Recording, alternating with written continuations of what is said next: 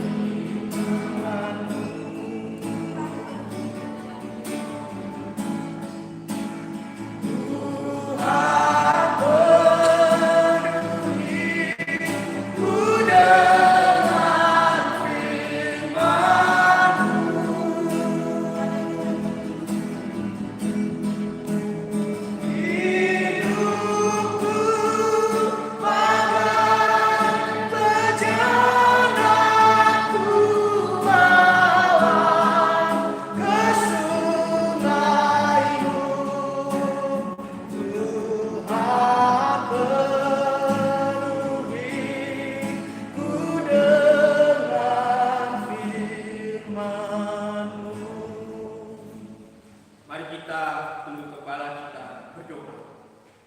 Allah Bapa kami yang ada dalam surga, kami bersyukur berterima kasih atas pertolongan-Mu, penyertaan-Mu, pemeliharaan-Mu dalam kehidupan kami. Bahkan dari semalam hingga sampai pada pagi hari ini, kami masih diberikan kesempatan untuk hidup, untuk menikmati kebaikan Tuhan. Sebab itu Tuhan, kami mau datang di hadapan Tuhan. Kami mau bersyukur, kami rindu mendengarkan renungan firman Tuhan. Biarlah setiap firman Tuhan ini juga akan mengubah setiap kehidupan kami. Dan juga kami berdoa untuk hamba-Mu yang akan membawakan firman Tuhan. Kiranya Tuhan akan menyertai dan memimpin sehingga firman Tuhan boleh disampaikan sesuai dengan kehendak Tuhan.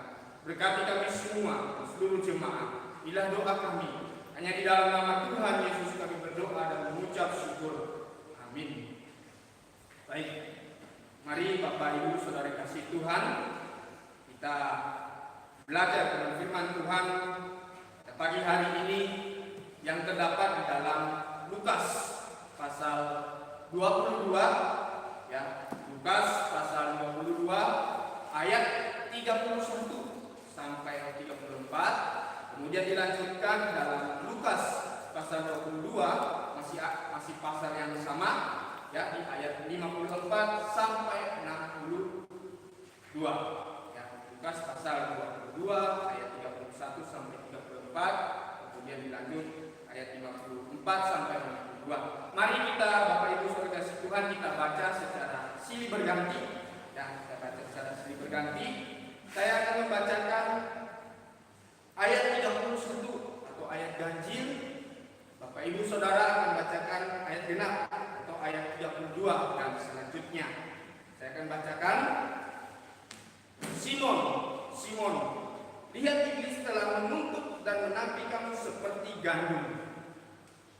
Tetapi aku telah berdoa untuk engkau supaya imanmu jangan gugur. Dan engkau, jikalau engkau sudah insaf, kuatkanlah saudara-saudaramu.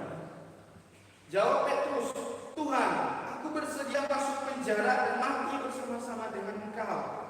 Tetapi Yesus berkata, aku berkata kepadamu Petrus, hari ini ayam tidak akan berkokok sebelum engkau 3 kali menyangkal bahwa engkau mengenal. Dilanjutkan di ayat 54. Lalu Yesus ditangkap dan dibawa dari tempat itu. Ia dikirim ke rumah imam besar dan Petrus mengikuti dari jauh. Di tengah-tengah halaman rumah itu orang memasang api dan mereka duduk mengelilingi. Petrus juga duduk di tengah-tengah mereka. Seorang hamba perempuan melihat dia duduk di dekat api. Ia mengamati-amatinya lalu berkata, juga orang ini bersama-sama dengan dia. Tetapi Petrus menyangkal, katanya, bukan, aku tidak kenal dia. Tetapi beberapa lama kemudian seorang lain melihat dia lalu berkata, engkau juga seorang dari mereka. Tetapi Petrus berkata, bukan aku, tidak. Dan kira-kira sejam kemudian seorang lain berkata dengan tegas, sungguh orang ini juga bersama-sama dengan dia, sebab ia juga orang Galilea. Tetapi Petrus berkata, bukan, aku tidak tahu apa yang engkau katakan. Seketika itu juga sementara ia berkata, berkokoklah ayam. Lalu berpalinglah Tuhan memandang Petrus. Maka teringatlah Petrus bahwa Tuhan telah berkata kepadanya, sebelum ayam berkokok pada hari ini, engkau telah 3 kali menyangkal. Lalu ia pergi keluar dan menangis dengan sedihnya. Bapak Ibu Saudara kasih Tuhan, sesuai yang disampaikan pada hari Senin pagi, bahwa kita akan membahas tokoh Alkitab. Namun yang kita bahas pada hari ini adalah Petrus, yang tentunya Petrus adalah murid Yesus, dan kita juga mengenal siapa Petrus. Ya, Petrus adalah murid yang menyangkal Tuhan Yesus sebanyak 3 kali.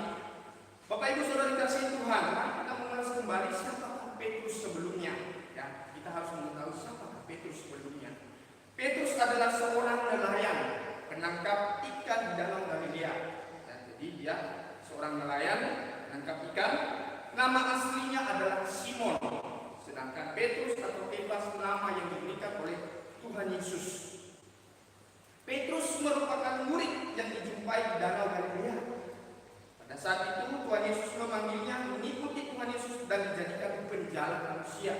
Jadi dari penjala ikan menjadi penjala manusia. Pada waktu itu Petrus langsung merespon untuk mengikuti Yesus. Petrus adalah penurut, taat, cepat merespon panggilan dari Tuhan Yesus. Kemudian Petrus merupakan murid yang mengetahui tentang jati diri Yesus. Siapa Yesus sebenarnya? Petrus menjawab dengan benar.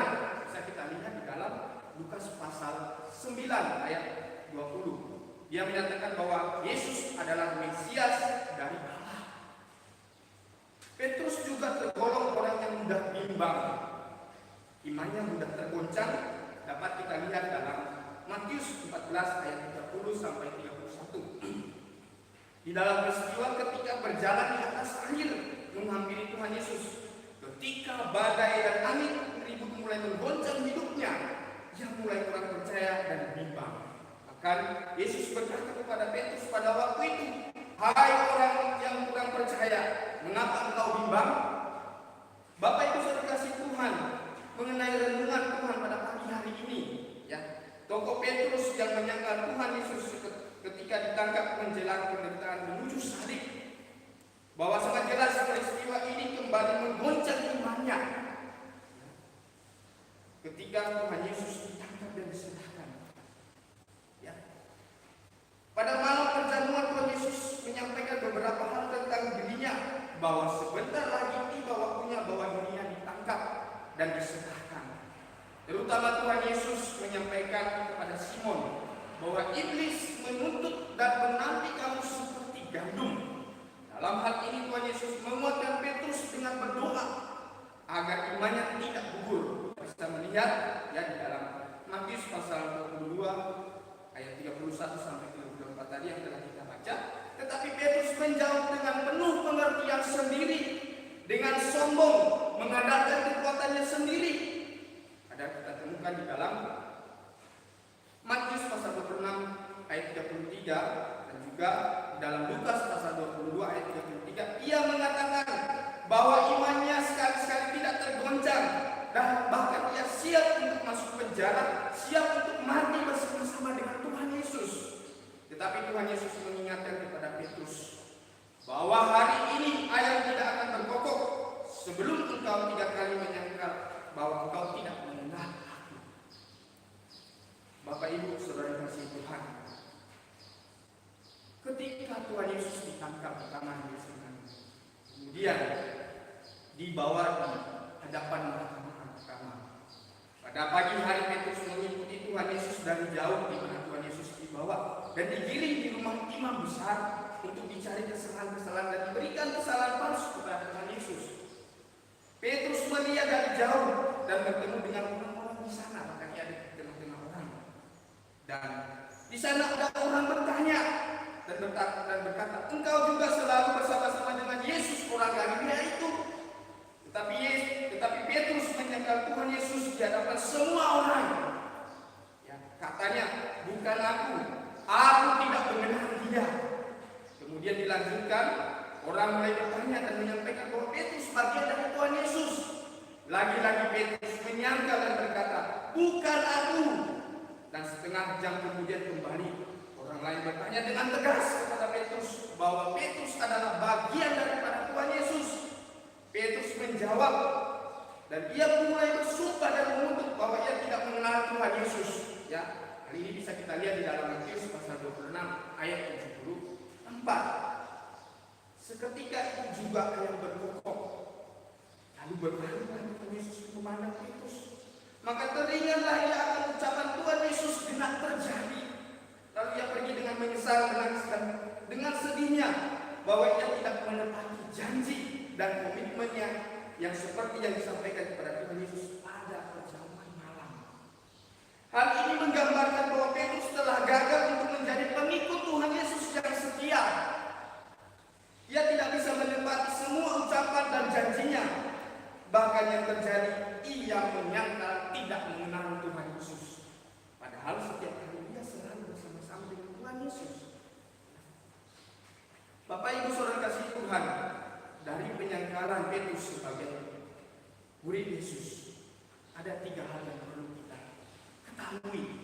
ada 3 hal yang perlu kita pelajari. Yang pertama, ketakutan. Pada saat itu Petrus melihat langsung dengan mata dan kepalanya sendiri penderitaan dan beban yang dialami oleh Tuhan Yesus benar-benar terjadi.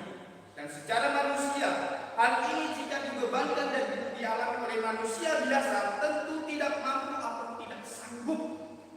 Sehingga pada saat itu Petrus sangat ketakutan dan menggetarkan hati dan seluruh akar rambutnya, dan ia mulai putus asa.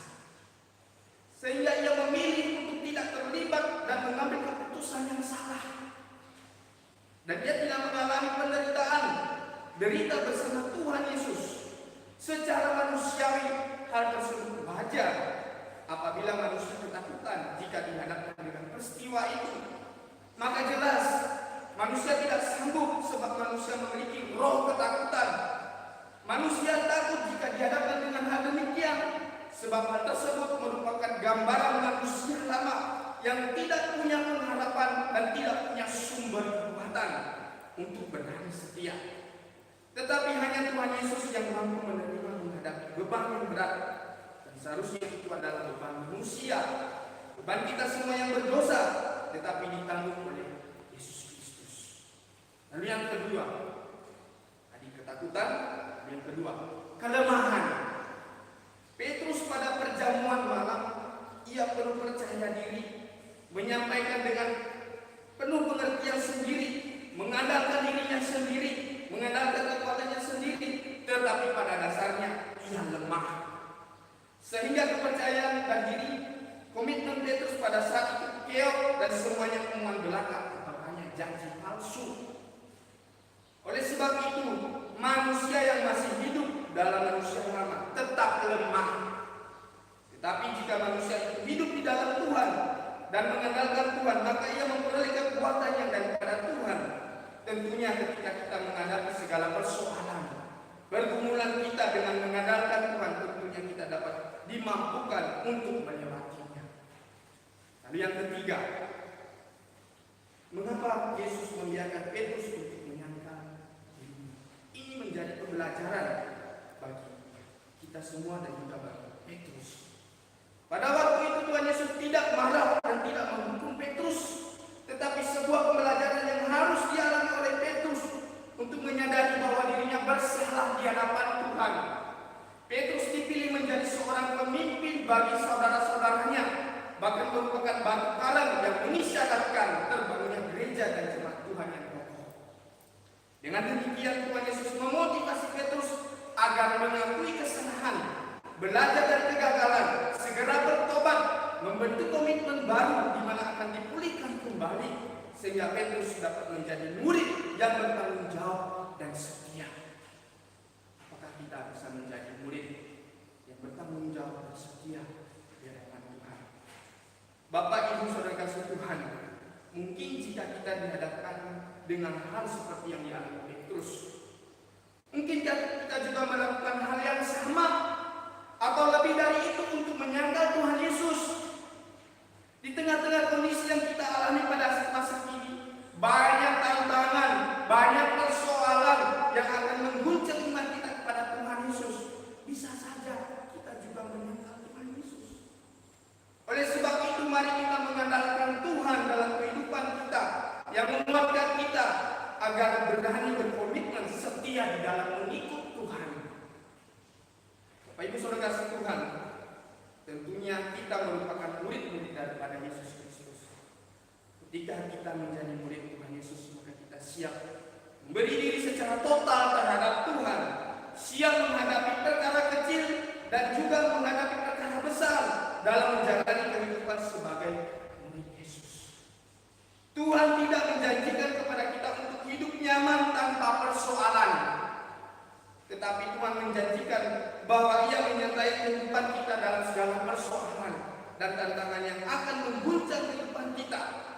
Setiap orang yang mengikut Kristus harus memikul salib, beban masing-masing dengan penuh tanggung jawab, dan senantiasa menuntun dan menyertai, menolong kita dan menjalani kehidupan.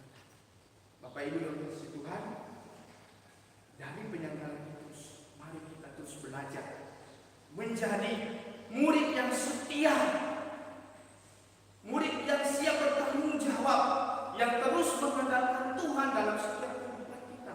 Jangan bersandar pada pengertian kita sendiri. Jangan mengandalkan kekuatan kita sendiri. Jangan kita mengucapkan janji-janji yang penuh dengan percaya diri, di mana kita tidak mengandalkan Tuhan. Kemudian, mari kita menjadi orang yang berani ketika kita menerima Kristus. Maka Roh Kudus terus memimpin kehidupan kita, sehingga roh ketakutan mulai hilang dalam kehidupan kita. Dan kita boleh dikuatkan tidak menjadi manusia yang lemah, tapi manusia-manusia yang memperoleh kekuatan daripada Tuhan.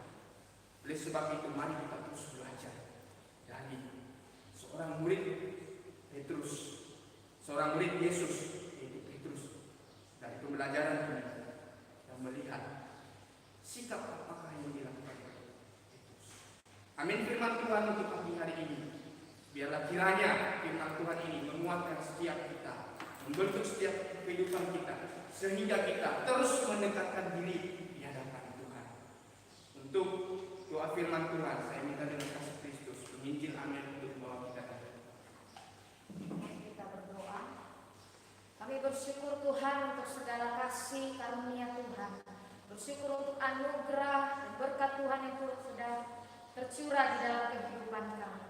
Tapi Tuhan, ajarkan kami untuk kami menjadi orang-orang yang tidak hanya terlena dengan segala berkat yang Tuhan berikan di dalam kehidupan kami. Ajarkan kami Tuhan untuk senantiasa belajar bersandar kepada Tuhan. Ajarkan kami untuk menjadi murid-murid Tuhan yang taat dan setia. Tidak dengan kekuatan dan bahkan pengertian kami sendiri menjalani kehidupan ini, tetapi kami boleh dengan sungguh berserah, berharap dan bersandar hanya kepada Tuhan. Sehingga Tuhan kami boleh didapati setia dan tak bercacat pada saat Tuhan datang kembali yang kedua kalinya. Terima kasih Tuhan untuk firman hari ini. Berkati hamba-Mu yang telah menyampaikan kebenaran firman di dalam segala pelayanan di gereja dan di sekolah. Kiranya Tuhan yang memberkati di dalam menjalankan tugas dan tanggung jawabnya. Terima kasih Bapa di surga, di seluruh doa ucapan syukur kami. Di dalam nama Yesus Kristus kami berdoa. Amin. Kami kembalikan kepada pemimpin puji.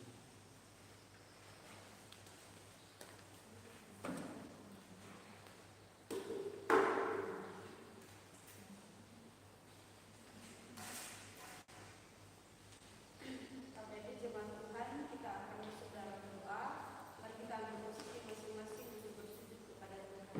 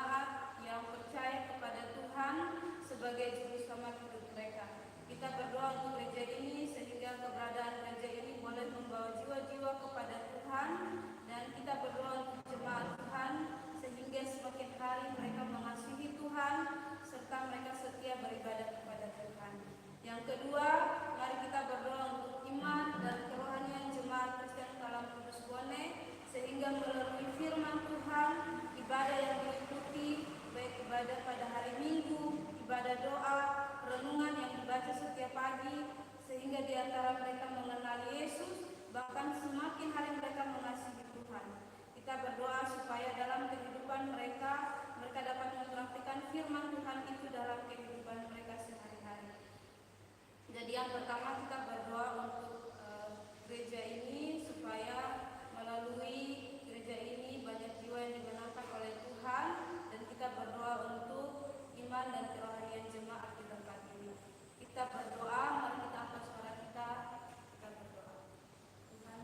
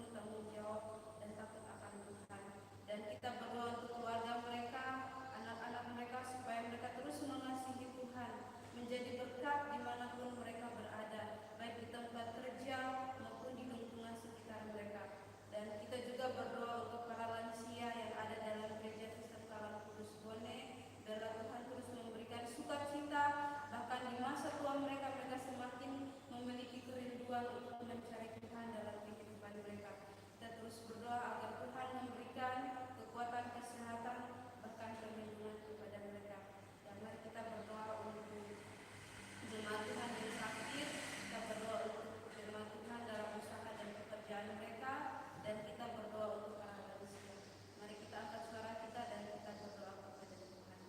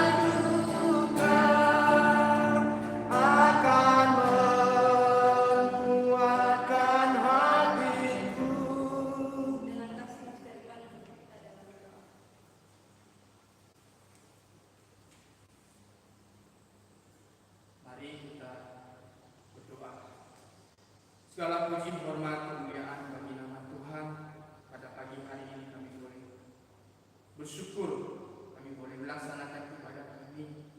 Kami boleh memuji Tuhan, mendengarkan renungan firman Tuhan yang mengajarkan kami agar kami menjadi murid-murid yang setia, yang bertanggung jawab, dan ajarkanlah kami agar kami menjadi orang-orang yang terus mengandalkan Tuhan, yang terus berpegang kepada Tuhan. Kami juga bersyukur pada pagi hari ini kami boleh membawa setiap pokok-pokok doa kami ke dalam hadapan Tuhan. Kiranya Tuhan senantiasa mendengarkan setiap pokok-pokok doa kami dan menjawab setiap doa kami sesuai dengan kehendak Tuhan. Inilah doa kami Bapa. Kami serahkan seluruhnya ke dalam tangan Tuhan, dan kami juga mengakhiri seluruh ibadah ini. Kiranya Tuhan juga senantiasa memberkati setiap kehidupan kami, setiap aktivitas kami pada hari ini. Terima kasih Tuhan. Hanya di dalam nama Tuhan Yesus kami berdoa dan mengucap syukur. Amin. Silakan duduk Silakan. kembali dan kita serahkan.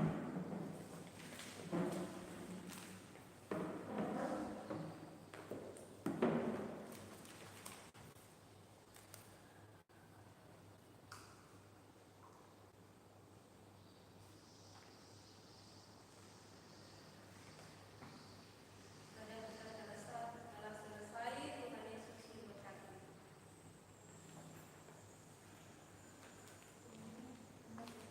Baik, selamat pagi Bapak Ibu. Tuhan Yesus memberkati. Terima kasih semua pelayanannya, persiapan lagi untuk besok ya, tempat yang sama saja. Iya, gitu. Oke. Tadi aja. Terima kasih. Apa ini saja? Datang lagi. Ini datang AI. Ini ada